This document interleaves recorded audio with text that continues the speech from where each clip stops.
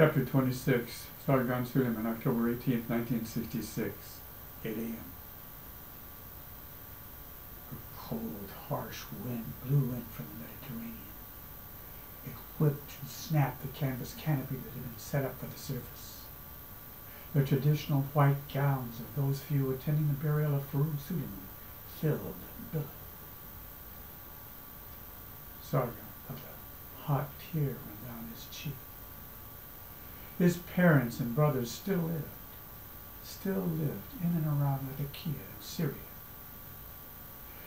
Despite all the death and destruction Sargon's business promoted and facilitated, in all his 54 years, he had never experienced the loss of someone close to him. The funeral ceremony for his youngest son, Farug, was almost more than he could bear. He felt racked with guilt for not having paid more attention to him, not having spent more time with him, getting to know him better, or getting to know him at all. Sargon had steeled himself to remain calm and pray through all the preparations for the funeral. As the father, the head of the family, he had to present the appearance called for in the Quran. He had to remain reserved. Farug's death had broken his wife Shad's heart.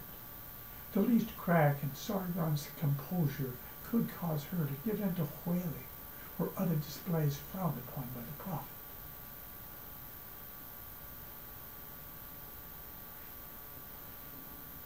O Allah, make him a precursor, a forerunner and a treasure for his parents. O Allah, make him weigh heavily in the scales of good and magnify their reward. Make him join the righteous and the believers. Place him in the care of Abraham. Save him by your mercy from the torment of hell. Give him a home better than his home, and a family better than his family. O Allah, forgive those who have gone before us, our children lost, and those who have preceded us in faith. In the absence of a Muslim cemetery in Marbella, permission had been granted to inter poor Farug on the grounds of the estate.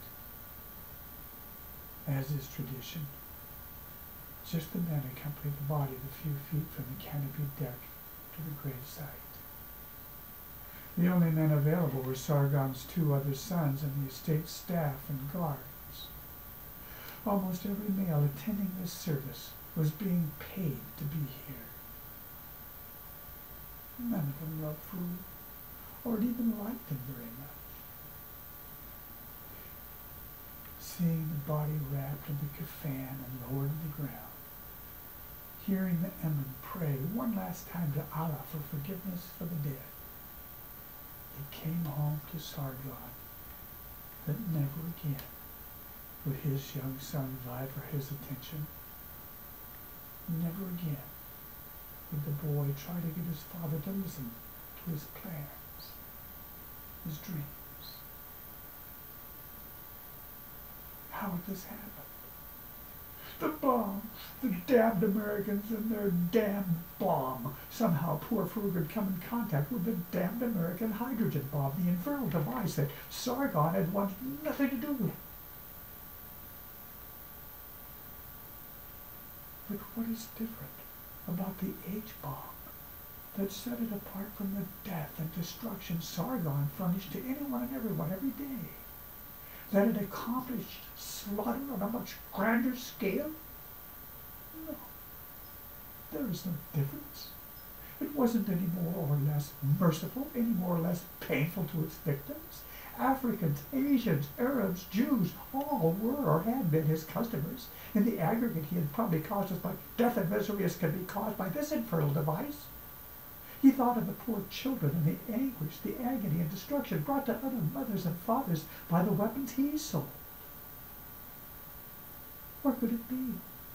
What had Farug and his two friends from the freighter done with the damnable thing? Sargon had to find it, had to know where it was. He had to try and stop it from bringing any more misery, any more despair than it and all the other instruments of death he'd been the source of for all these years had brought to the fathers and mothers of others, and their children, like his own son Farug.